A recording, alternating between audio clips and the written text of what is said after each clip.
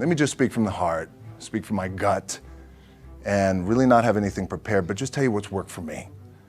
And maybe some of the stuff that's worked for me might work for you now, currently, presently, as you guys have your goals and ambitions, NBA championship, MVPs in this room, things like that. But then further on down the line, as you guys continue to live your life. The first thing I would just want to say is this idea and this notion that you could be anything you want, and you can accomplish anything you want, right? We hear that. You've heard that from the time you were little boys. You hear that now. You're already incredibly accomplished. You can win an NBA championship, MVP of the league. You could become president. You could become governor. You could be in entertainment. You could do Charles, and you could do Shaq. You could do that. You could do whatever you want to do. You guys know that. The thing that has worked for me is to remember the hard times. So, and I'm sure you guys all have your processes. And again, I'm going to tell you what's worked for me.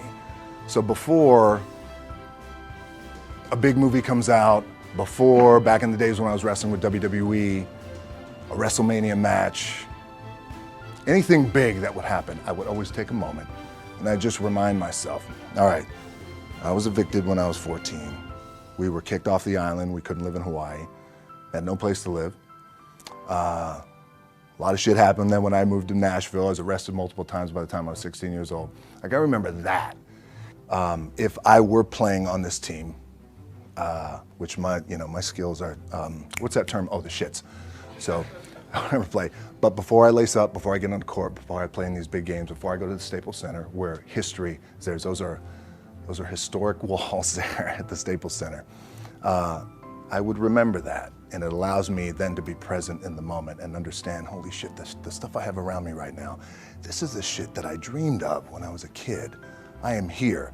I played for University of Miami, played for great teams. Warren Sapp, Ray Lewis, they were my teammates. They were balling. Warren Sapp was playing tight end that time. I was starting defensive tackle. Yeah, they moved him over to D-line. And he looked at me, he's like, yo, dude, I'm gonna take your spot. I said, you ain't taking my fucking spot. He said, I'm gonna take your spot. I said, no, you ain't. We battled, and he took my spot.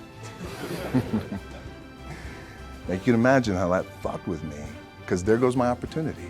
He went in, switched to defensive tackle, lit the world on fire. Well, what that did, it crushed me, it crushed my dreams. I had a piss poor senior year, zero production, no NFL, no combine invite, nothing. Finally went to the CFL.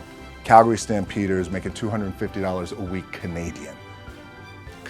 Now, I had to send that shit home to my wife at that time. Had no money. So I remember that. When I got cut from Canada, I had $7 in my pocket. And I always tell that story. So now my production company is $7, advertising agency is $7, everything is $7. So I always remember that. What helps me is to keep the hard times in the front of my mind, because it allows me to go into these big moments that I've worked my ass off, and you guys have worked your ass off. It allows me to go into these big moments with a different perspective. What it also does for me, and again, this is what works for me. Like, I keep my back, excuse my language, my back is up against this motherfucker. Every day, it's against this fucking wall. Excuse my language, ladies and gentlemen. But it's up against this motherfucker because it's what I believe in. And when my back is against this motherfucker, then there's nowhere to go. But that way. That's it.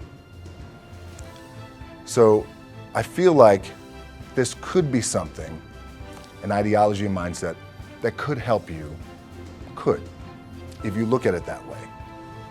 Because you made it already. We made it. We're successful boys, and we're lucky boys to be where we're at. Well, you guys made it. Everybody's rich in the room. Nobody's gonna get evicted anymore. Anything you got, there's no more money problems, right? You got a lot of hands out now. Hey, can I get a little bit? Can I get a little bit? Right, that happens. But when you make it, for me, I need this. I need this. So every day, my back is up against this motherfucker, and this is how I operate. Now, doesn't mean you don't smile, doesn't mean you don't laugh and joke, right? You're happy, I'm a happy guy. But when it comes to business and when it comes to executing, it's up against this. And I got to go that way. And I don't give a fuck who is in front of me. They're not going to stop me.